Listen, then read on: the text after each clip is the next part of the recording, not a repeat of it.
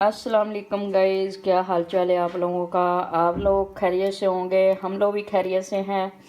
तो आज हम रेसिपी में बनाने लगे हैं आलू गोश्त और मटर बनाएंगे, आप लोगों को बना के दिखाएंगे। 1 पाव मैंने मटर ले लिए, 1 पाव आलू ले लिए और 1 पाव ही मैंने चिकन ले लिया है। तो सारी चीज़ें मैंने तैयार कर ली है। तो चलें शुरू करते हैं बनाना। शुरू करते हैं। बिस्मिल्लाहिर्रहमानिर्रहीम। घी डालेंगे, 1 चम्मच तकरीबन हमने डाल लिया है। इसको हम गरम करेंगे अच्छे से, फिर प्याज ऐड करेंगे इसके अंदर। तो यहाँ पे हमने प्याज डाल लिया है, इसको लाइट ब्राउन करेंगे। तो बाद में अदरक लहसुन वगैरह ऐड करेंगे, थोड़ा सा इसको लाइट ब्राउन कर लें। तो यहाँ पे हम अदरक लहसुन का पेस्ट डाल लेते हैं, इतना 2 चम्मच तकरीबन है। इसको डालेंगे, थोड़ा चटपटा ही हो तो ज़्यादा अच्छा लगेगा। तो यहाँ पे हमारा अदरक लहसुन का पेस्ट माशाल्लाह अच्छे से फ्राई हो चुका है। तो हम 1 चम्मच डाल लेते हैं हल्दी पाउडर।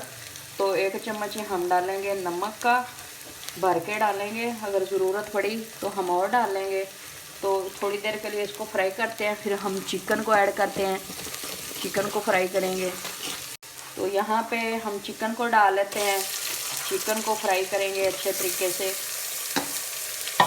मिक्स कर लेते हैं। ये देखिए माशाल्लाह। अब इसके साथ ही हम टमाटर को ऐड करेंगे। टमाटर थोड़ी देर के लिए इसकी भुनाई करते हैं, उसके बाद और मटर और आलू ऐड कर देंगे, फिर पानी डाल देंगे। यहाँ पे देखें माशाल्लाह हमारा गोश्त फ्राई हो चुका है। तो अब हम डालेंगे आलू। आलू डाल रहे हैं, बिस्मिल्लाहिर्रहमानिर्रहीम। मटर डालेंगे, बिस्मिल्लाहिर्रहमानिर्रहीम। इसको मिक्स करेंगे अच्छे तरीके से, इस तरीके से, और थोड़ी देर के लिए इसकी भुनाई करेंगे। उसके बाद हम पानी को ऐड कर देंगे। तो यहाँ पे माशाल्लाह हमारा गोश्त, आलू और मटर अच्छे से फ्राई हो चुका है। तो अब हम डालेंगे पानी। हमने शोरवे वाला आलू गोश्त मटर बनाना है, शोरवे वाला बहुत ज़्यादा मज़े का होता है। बिस्मिल्लाहिर्रहमानिर्रहीम।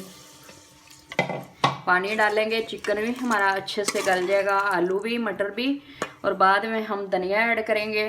तो आप लोगों ने लाइक और सब्सक्राइब करना नहीं भूलना, ज़रूर करना है आप लोगों ने।